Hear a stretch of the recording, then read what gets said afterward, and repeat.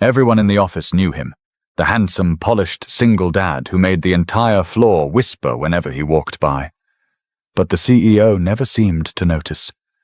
At least that was what she always pretended.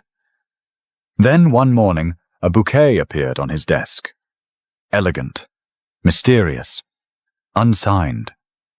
The office erupted in gossip, and for the first time, Alexandra Reed stopped in her tracks, staring at Ethan Carter, not with the eyes of a leader, but with jealousy she had buried too long. Someone was getting closer to him than she ever had. The flowers arrived at 8:45 on a Tuesday morning, just as Ethan Carter set his coffee down and logged into his computer.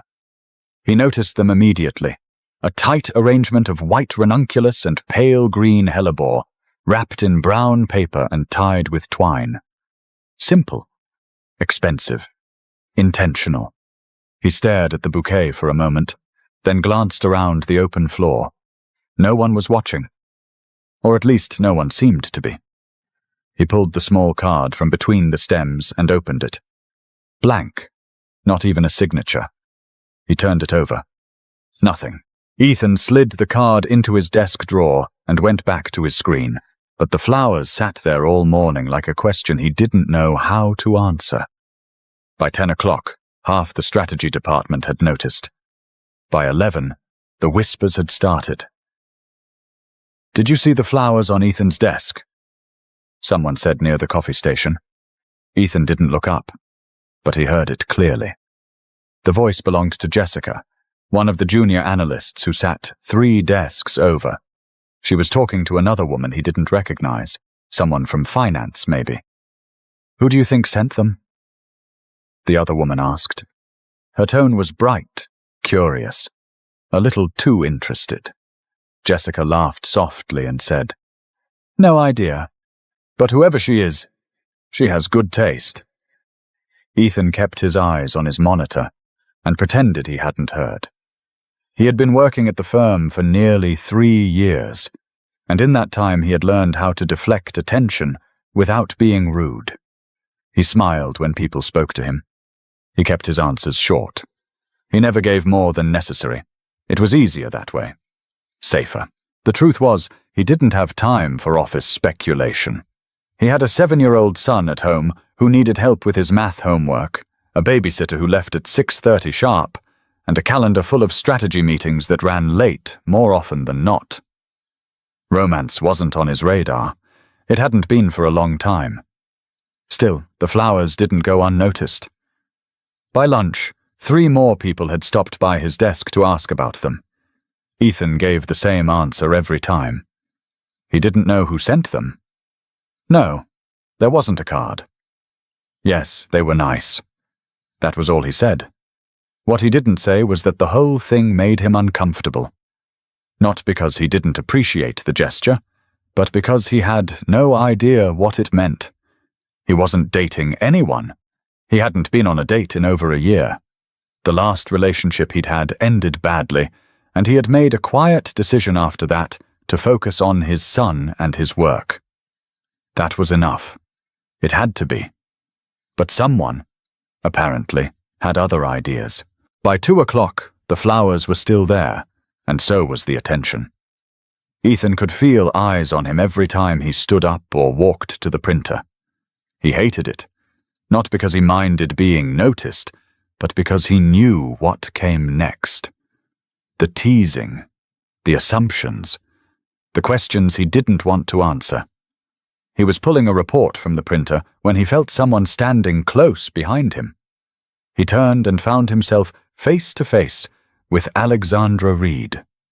She was holding a folder in one hand, her expression unreadable.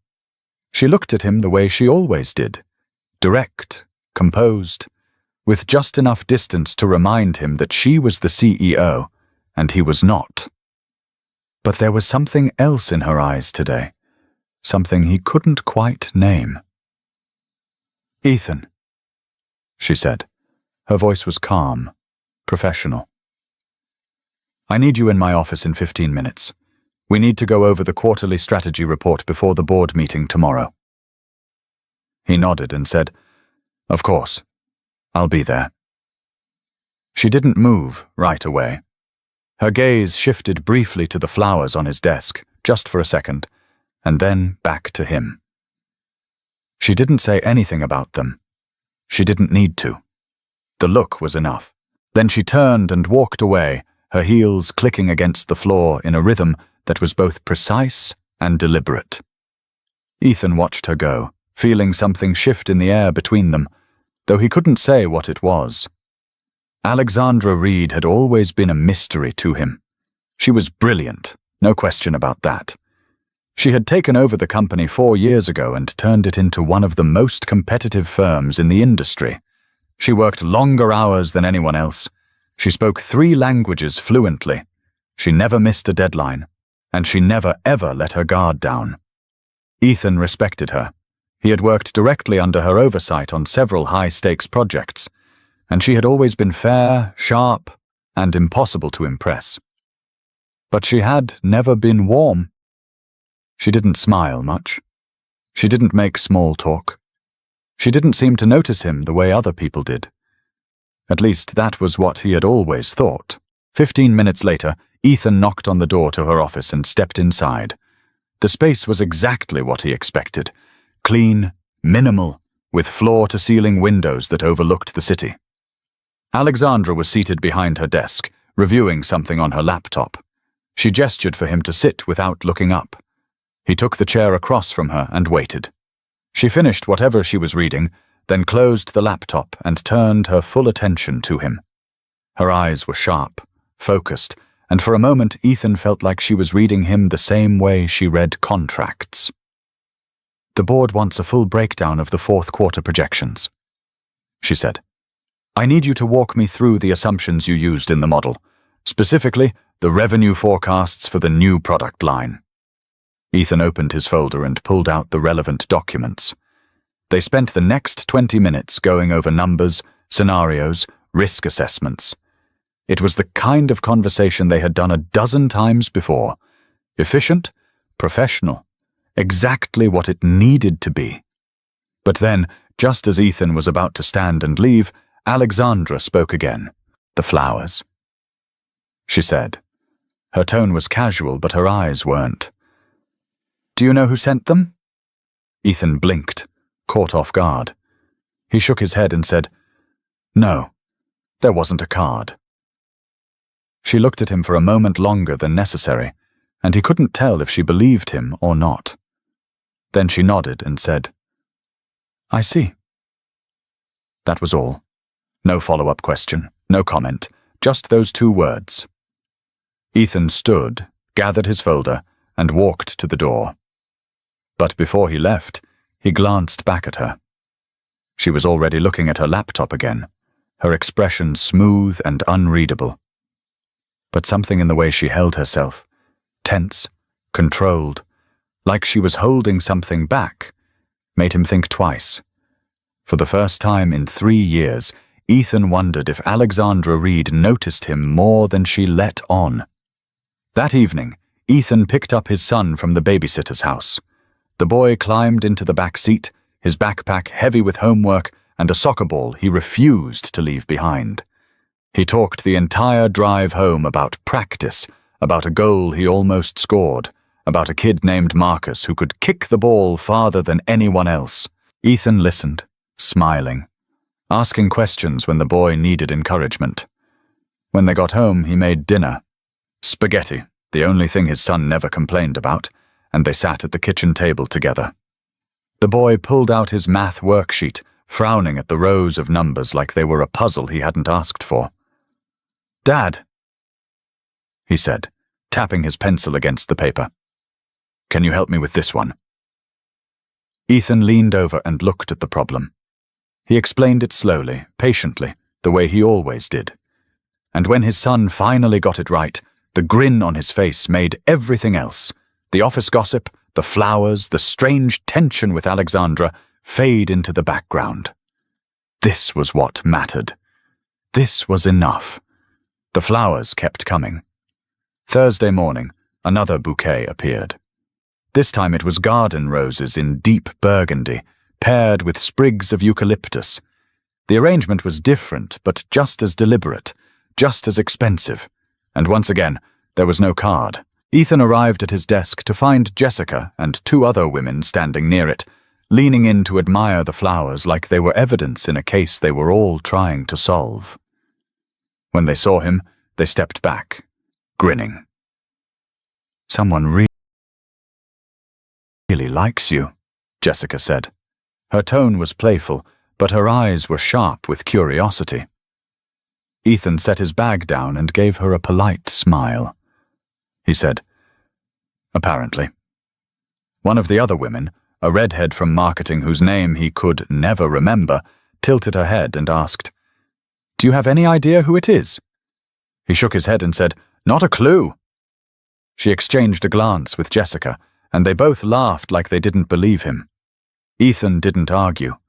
He sat down, opened his laptop, and pretended the flowers weren't there. But they were. And so was the attention. By mid-morning, the speculation had spread across the entire floor. People he barely knew were stopping by to comment on the bouquets, to ask questions, to offer theories. Some thought it was someone from another department.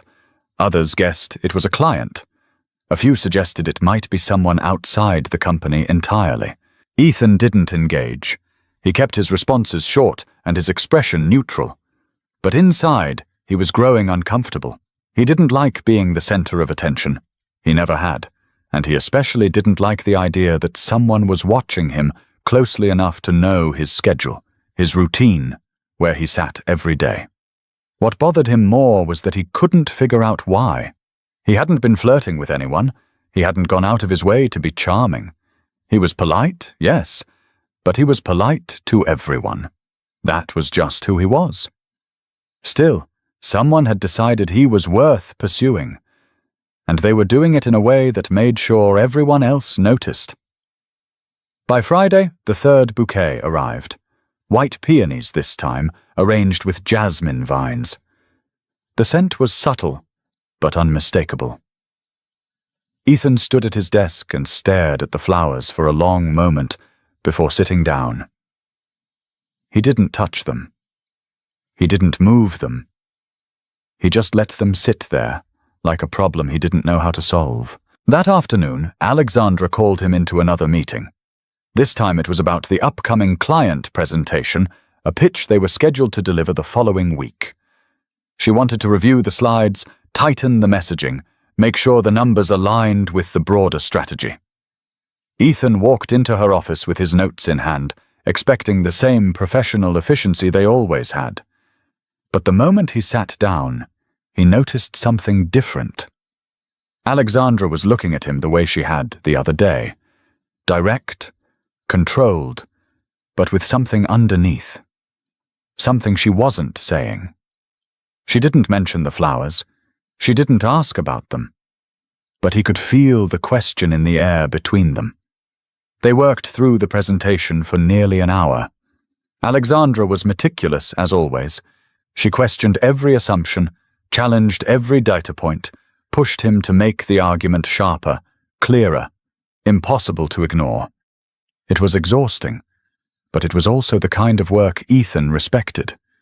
She didn't tolerate mediocrity. She expected excellence, and she got it. But then, near the end of the meeting, she asked him something that had nothing to do with the presentation. "How's your son?" she said. Her tone was casual, but her eyes were watching him closely. Ethan blinked, surprised. Alexandra had never asked about his son before. She knew he had one. Everyone in the office knew. But she had never brought it up directly. He said, "He's good. Doing well in school. Starting to get into soccer." She nodded, and for a moment she looked like she was going to say something else. But instead, she turned back to her laptop and said, "Good. That's good." Ethan left the meeting feeling unsettled. He couldn't shake the sense that something had shifted between them, though he didn't know what or why. Alexandra Reed was not the kind of person who made small talk. She didn't ask personal questions unless there was a reason, and that reason, whatever it was, made him nervous. Over the weekend, Ethan tried not to think about the flowers or the office or Alexandra's strange questions. He took his son to the park on Saturday morning, watched him play on the swings, kicked a soccer ball back and forth until they were both tired. On Sunday, they stayed home. His son built a fort out of couch cushions while Ethan cleaned the kitchen and caught up on laundry. It was simple, ordinary, exactly what he needed. But Monday morning came too fast. When Ethan walked into the office, he found a woman he didn't recognize standing by his desk. She was young, maybe late 20s, with blonde hair pulled into a low ponytail and a bright, confident smile. She was holding a coffee in one hand and looking at the flowers like she had been waiting for him. When she saw him, she straightened and said, "You must be Ethan." He nodded slowly and said, "I am. Can I help you?" She laughed and held out her hand. "I'm Claire. I just started in business development last week. I've heard a lot about you." Ethan shook her hand and said, "Nice to meet you." Claire glanced at the flowers again, then back at him. Her smile widened. She said, "Those are beautiful. Someone must really like you." Ethan didn't know what to say to that, so he just nodded and set his bag down. Claire didn't leave. She stood there, chatting easily about her first week, the projects she was working on, the people she had met.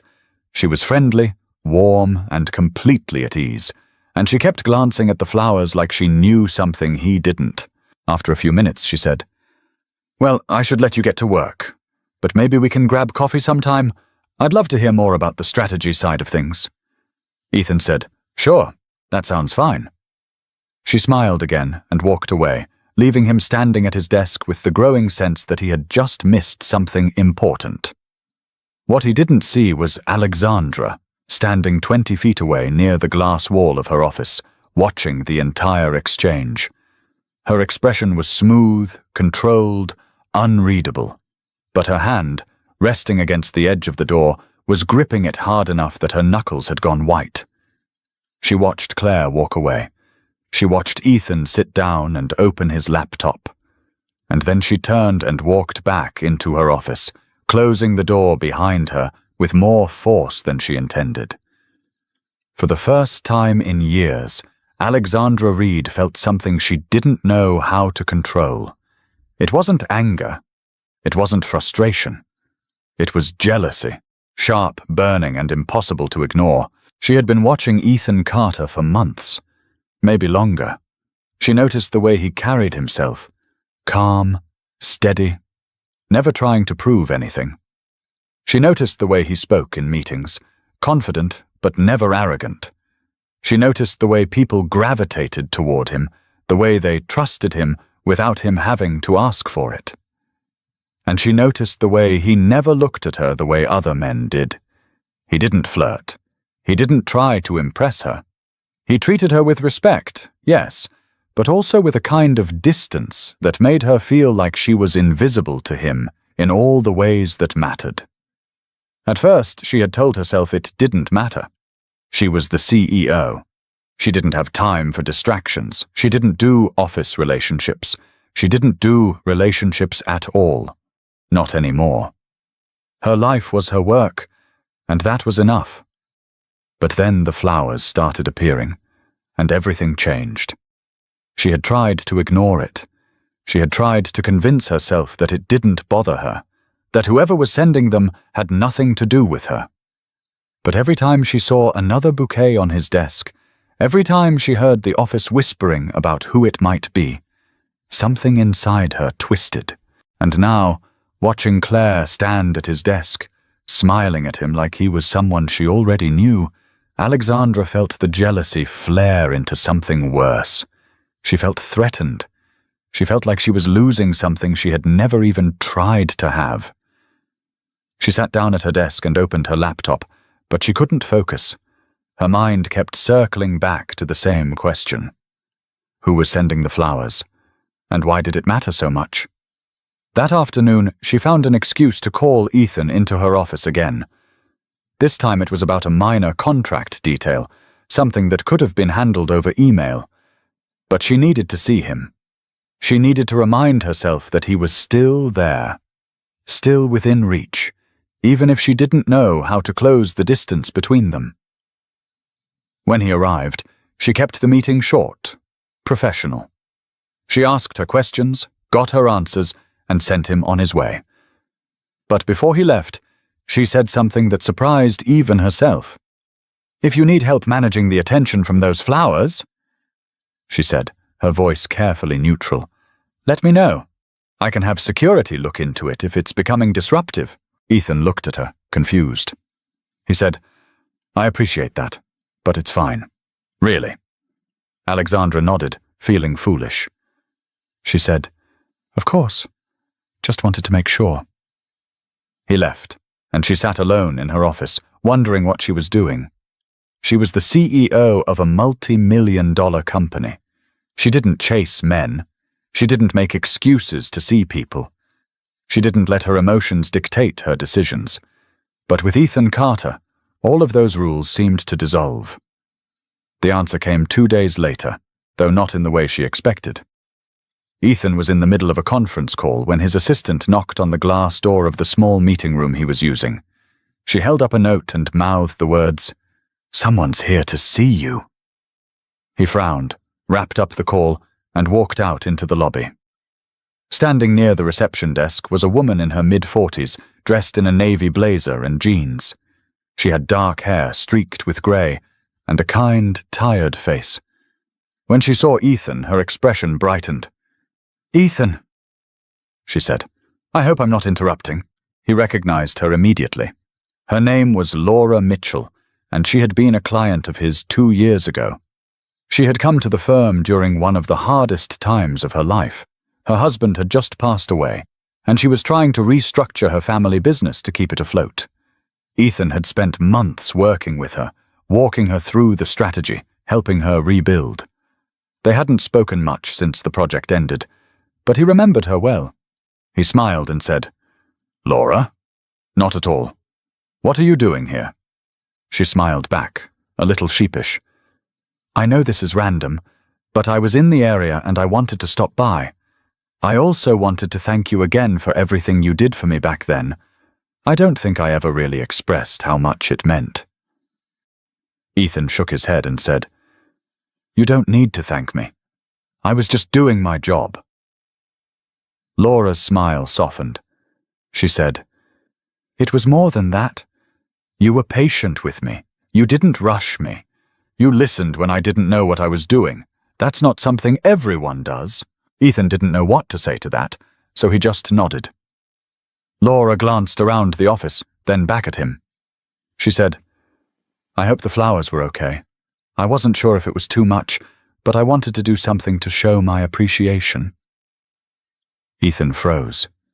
He stared at her for a moment, processing what she had just said. Then he said, "Wait, you sent the flowers?" Laura nodded, looking a little embarrassed now.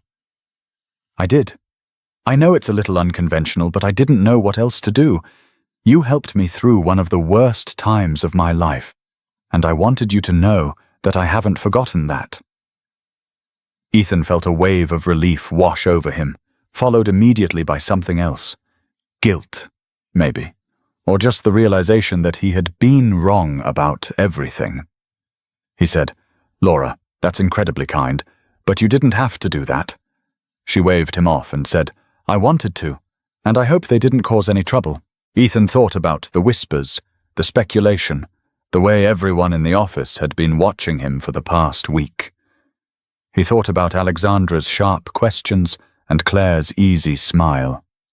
He thought about how much attention the flowers had drawn, and how little of it he had wanted. But he didn't say any of that. Instead, he just smiled and said, "No trouble at all." They talked for a few more minutes, and then Laura left. Ethan walked back to his desk, feeling lighter than he had in days. The mystery was solved. The flowers weren't from a secret admirer. They were from someone who simply wanted to say thank you. But when he glanced up and saw Alexandra standing near the elevator, watching him with an expression he couldn't read, he realized that the real mystery was something else entirely. Alexandra had seen the whole thing. She had watched Laura arrive, watched the way Ethan's face lit up with recognition, watched them talk like old friends, and she had heard enough to understand. The flowers were a gesture of gratitude, nothing more. She should have felt relieved.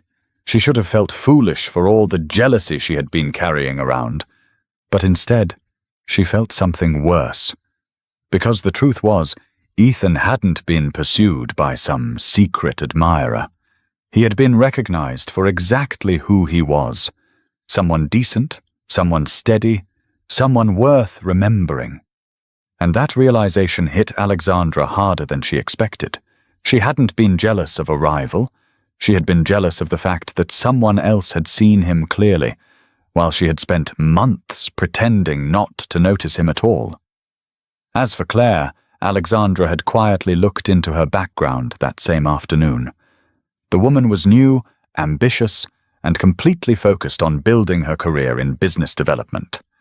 Her interest in Ethan had been purely professional. She wanted to learn from someone with his reputation. There was no romantic angle, no threat. But knowing that didn't erase what Alexandra had felt when she saw them together. The jealousy had been real, and it had forced her to confront something she had been avoiding for too long. Alexandra didn't sleep that night. She sat at her kitchen table with a glass of wine she hadn't touched, staring at nothing. The apartment was silent except for the hum of the city outside her window. She had always liked the quiet. It helped her think. But tonight, her thoughts were too loud to manage. She kept replaying the moment she had seen Laura Mitchell standing in the lobby, smiling at Ethan like he had saved her life. And maybe he had. That was the kind of person he was. He helped people. He listened. He cared. And he never asked for anything in return. The flowers had been a thank you. Nothing more. Alexandra knew that now. She had heard enough of the conversation to understand, but knowing didn't change how she felt. If anything, it made it worse. The hours stretched on. She watched the city lights flicker through her window, watched the clock move from midnight to 1 to 2. She thought about the choices she had made over the years, the relationships she had let slip away because work always came first, the walls she had built to protect herself from disappointment, the loneliness she told herself was just the cost of success. And she thought about Ethan, about the way he balanced his career and his son with a grace she didn't know how to replicate, about the way he treated people with kindness without losing his strength, about the way he had made her feel something she thought she had buried years ago. By the time the sun started to rise, Alexandra had made a decision. She couldn't keep doing this. She couldn't keep watching from a distance, pretending her feelings didn't exist. But she also couldn't afford to be reckless. She was the CEO. Ethan was a senior director. There were rules, boundaries, expectations. If she crossed them, it would cost both of them. But if she didn't, she would lose him without ever having tried. The next morning, Alexandra walked into the office early, before most of the staff arrived. She spent the first few hours in back-to-back meetings, forcing herself to focus on quarterly earnings and client renewals and board strategy. But by noon, she couldn't take it anymore. She called Ethan's extension and asked him to come to her office. He arrived 10 minutes later, folder in hand, his expression calm and professional. He sat down across from her and said, "What do you need?" Alexandra looked at him for a moment, trying to find the right words. She had rehearsed this conversation in her head a dozen times, but now that he was sitting in front of her, everything felt harder than she expected. She said, "I want to talk to you about something that isn't work-related." Ethan's expression shifted slightly. Not quite surprise, but something close to it. He said, "Okay." Alexandra took a breath and said, "I owe you an apology. I've been watching you for the past few months, and I've been doing it in a way that wasn't fair to either of us. I let my own feelings get in the way of how I treated you, and I want you to know that wasn't intentional. Ethan didn't say anything right away. He just looked at her, his face unreadable. Then he said, "What feelings?" Alexandra felt her chest tighten. This was the part she had been dreading. But she had already started, and there was no point in stopping now. She said, "I've noticed you since the day you started here. I've noticed the way you work, the way you treat people, the way you carry yourself. And I told myself it didn't matter, because I'm your boss, and you're my employee, and that's a line I can't cross." But then the flowers started showing up, and I realized I wasn't as indifferent as I thought I was. Ethan leaned back in his chair, his expression still calm but his eyes sharp. He said, "You were jealous." It wasn't a question. It was a statement. And it was true. Alexandra nodded and said, "Yes." Ethan was quiet for a moment. Then he said, "Why didn't you just tell me?" Alexandra let out a breath she didn't realize she had been holding. She said, "Because I didn't think I had the right to. You're not someone I can just pursue like a normal person. There's too much at stake. Your career, my position, the way people would see both of us. I didn't want to put you in that situation." Ethan looked at her for a long moment, and then he said something she didn't expect. He said, "What if I wanted to be in that situation?" Alexandra felt her heart skip. She said, "What do you mean?" Ethan leaned forward, resting his arms on his knees. He said, "I've spent the last 3 years keeping my head down and focusing on my son and my work because that felt like the safest thing to do. I didn't have time for anything else. I didn't think I deserved anything else. But you've been treating me differently for months, and I couldn't figure out why. And honestly, it scared me."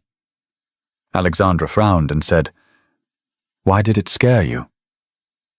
Ethan looked down at his hands, then back up at her. He said, "Because I thought you saw me as a project. Someone you could manage or control or move around like a piece on a board. I've been in that position before, and it didn't end well. So I kept my distance. I didn't let myself think about what it would mean if you actually cared." Alexandra felt something crack open inside her chest. She said, "I do care. I've cared for a long time. But I didn't know how to tell you without making everything worse." Ethan was quiet for a moment. Then he said, "So what do we do now?" Alexandra had been asking herself that same question all night, and the answer, as messy and complicated as it was, had finally become clear. She said, "I've been thinking about restructuring the leadership team. There's been talk of creating a COO position to handle day-to-day operations so I can focus more on long-term strategy. If that happens, you wouldn't report directly to me anymore. You'd report to the COO." Ethan's eyes narrowed slightly. He said, "You're doing that because of this?" Alexandra shook her head and said, "No, I've been considering it for months. The board has been pushing for it, and it makes sense from a business perspective, but knowing that it would remove the conflict of interest makes the decision easier." Ethan didn't say anything right away. He just looked at her, his expression thoughtful, like he was trying to decide whether to trust her. Finally, he said, "And if I said I wanted to try this, what would that look like?" Alexandra felt a wave of relief so strong it almost knocked her off balance. She said, "It would look like 2 people figuring it out as they go. No secrets, no games, just honesty." Ethan nodded slowly. Then he said, "I can do that." Alexandra smiled, and for the first time in weeks, it felt real. 3 days later, the announcement went out. The company was creating a new COO position, and the leadership structure was being reorganized to support long-term growth. Ethan's role would remain the same, but his reporting line would shift. It was a smart business decision, and no one questioned it. But Ethan knew what it really meant, and so did Alexandra. That Friday, Ethan walked into the office to find a single bouquet on his desk. White orchids arranged with sprigs of lavender. There was a card this time, and when he opened it, he saw Alexandra's handwriting. It said, "No more secrets." Ethan looked up and saw her standing near the glass wall of her office, watching him. She didn't smile. She didn't wave. She just looked at him the way she always had, direct, controlled, but with something softer underneath now. Something she wasn't hiding anymore. Ethan picked up the bouquet and walked across the floor to her office. When he stepped inside, he set the flowers on her desk and said, "Thank you." Alexandra looked at him and said, "You're welcome." They stood there for a moment, neither of them saying anything. Then Ethan said, "So what happens now?" Alexandra tilted her head slightly and said, "Now we see if this works." Ethan smiled and said, "I think it will." She didn't argue. She didn't overthink it. She just nodded and said, "Me too." That night, Ethan picked up his son from soccer practice and drove home. The boy was still buzzing with energy, talking about a drill they had done, about how the coach said he was getting better at passing. Ethan listened, asking questions, letting his son's excitement fill the car. While they ate dinner together, his son looked up from his plate and said, "Dad, you seem different today." Ethan set down his fork and said, "Different how?" The boy shrugged and said, "I don't know. Happier, maybe." Ethan thought about the flowers, about Alexandra, about the way she had looked at him when she finally stopped pretending. He thought about the risk they were both taking and the honesty that came with it. He said, "Yeah, I think I am." His son grinned and went back to his spaghetti, satisfied with the answer. And Ethan realized that maybe, for the first time in a long time, he was building something that included more than just survival. He was building something that felt like hope. 2 weeks later, Ethan and Alexandra went to dinner. It wasn't a secret, but it wasn't a spectacle either. They chose a quiet restaurant outside the city, somewhere they could talk without being watched. They ordered wine and pasta and spent the evening talking about everything except work. Alexandra told him about the years she had spent building her career, the sacrifices she had made, the loneliness that came with always being the one in charge. Ethan told her about his son, about the fear of raising a child alone, about the guilt he still carried from his last relationship. They didn't solve anything that night, but they understood each other a little better, and that felt like enough. Over the next few months, they found a rhythm. They were careful at work, professional, never crossing the line in front of others. But outside the office, they built something real. Ethan introduced Alexandra to his son, and she showed up to his soccer games with the same focus she brought to board meetings. Alexandra let Ethan into her world, the parts of herself she had kept locked away for years. The first time Alexandra met Ethan's son, she brought him a book about famous soccer players. The boy had looked at her with wide eyes, then opened it immediately, flipping through the pages with the kind of focus his father recognized. Later, after the boy had gone to bed, Ethan found Alexandra sitting on his couch, looking more relaxed than he had ever seen her. "He's a good kid," she said. Ethan smiled and said, "He is." She looked at him and said, "You've done an incredible job with him, on your own." Ethan felt something warm spread through his chest. He said, "I've tried." Alexandra reached for his hand and said, "You've done more than try." It wasn't perfect. There were hard conversations and moments of doubt, and days when the weight of their positions felt too heavy to carry. But they kept showing up. They kept choosing honesty over control. And slowly, the distance between them disappeared. One evening, as they sat on Ethan's couch after his son had gone to bed, Alexandra said, "I was terrified of this." Ethan looked at her and said, "Of what?" She said, "Of letting someone see me the way you do, of not being in control, of wanting something I wasn't sure I could have." Ethan reached for her hand and said, "And now?" Alexandra smiled and said, "Now I'm just glad I didn't let fear win." Ethan squeezed her hand and said, "Me too." The flowers had started it all, but what came after had nothing to do with jealousy or mystery or secrets. It was just two people who had spent too long pretending, finally deciding to stop. And in the end, that was the only thing that mattered.